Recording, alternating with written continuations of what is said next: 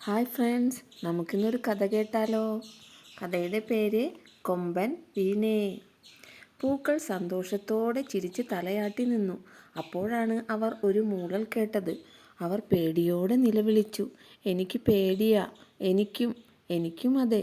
പൂക്കളുടെ നിലവിളി കേട്ട തേന്മാവ് ചോദിച്ചു, എന്താ എൻ്റെ കുഞ്ഞു മക്കളെ നിങ്ങൾ കരയുന്നത്? അത് എന്താണ് കാര്യമെന്ന് പറയാൻ പൂക്കൾ മടിച്ചു. നിങ്ങൾ പറയൂ മക്കളെ, അവർ പറഞ്ഞു. ദേ നോക്കിയേ, ഞങ്ങളുടെ ഇതളുകൾ കീറി മുറിഞ്ഞത് കണ്ടോ? ചിറകുകൊണ്ട് അടിച്ച് വേദനിപ്പിക്കുന്ന ഒരുത്തൻ വരും. വലിയ കൊമ്പുണ്ട്. അവനെ ഞങ്ങൾക്ക് പേടിയാ. ആരാണവൻ? തേന്മാവ് കോപത്തോടെ ചോദിച്ചു.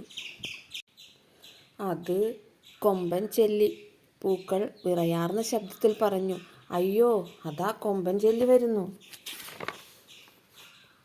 പൂക്കൾ ഒന്നിച്ചു അലറിക്കരഞ്ഞു. നിങ്ങൾ പേടിക്കേണ്ട, നിങ്ങൾ എല്ലാവരും എന്നോട് ചേർന്ന് നിന്നോളൂ. ഇന്ന് അവൻ്റെ പണി ഞാൻ അവസാനിപ്പിച്ചോളാം. പൂക്കൾ തേന്മാവിനോട് ചേർന്നു നിന്നു. വട്ടത്തിൽ കറങ്ങി, കൊമ്പു നീട്ടി, കരിഞ്ചിറക് വീശി, അട്ടഹസിച്ച് അതാ അവൻ വരുന്നു. തേന്മാവ് പറഞ്ഞു, പൂക്കളെ ഉപദ്രവിക്കാതെ പോ. കൊമ്പൻ കേട്ട ഭാവം നടിച്ചില്ല. തേന്മാവ് കണ്ണുരുട്ടി. കൊമ്പൻ ചെല്ലിക്ക് ഒരു കൂസലുമില്ല. തേന്മാവ് ശിഖരങ്ങൾ ഇളക്കിയാട്ടി. പൂക്കൾ തേന്മാവിനെ കെട്ടിപ്പിടിച്ചു നിന്നു. പെട്ടെന്ന് കാറ്റ് വീശിയടിച്ചു. കാറ്റിൻ്റെ ശക്തി കൂടി വന്നു. കൊമ്പൻ ചെല്ലി നിലതെറ്റി, വട്ടം കറങ്ങി, ശ്വാസം മുട്ടി താഴേക്ക്. കാറ്റ് ചെല്ലിയെ അമ്മാനമാടി.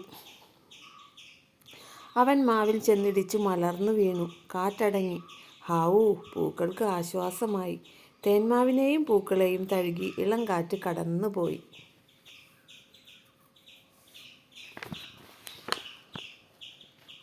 ഈ കഥ ഇഷ്ടപ്പെട്ടാൽ സബ്സ്ക്രൈബ് ചെയ്യണേ.